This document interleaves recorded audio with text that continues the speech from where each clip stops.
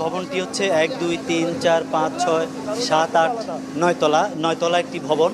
এই 9 তলা ভবনের 7 এবং 8 তলাতে আগুন লেগেছে। তো 7 এবং 8 তলা যে দুটি ফ্লোরে আগুন লেগেছে সেই দুটি ফ্লোরে এখনও আগুন জ্বলছে এবং ভবনের ভেতর থেকে আগুন একেবারে বাইরের দিকে ছড়িয়ে পড়ছে, অর্থাৎ বাইরে বেরিয়ে আসার চেষ্টা করছে।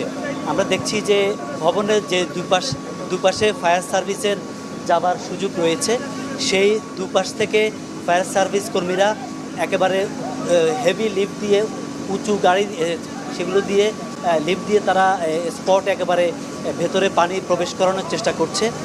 আমরা এখানে একটু বলবেন আপনারা?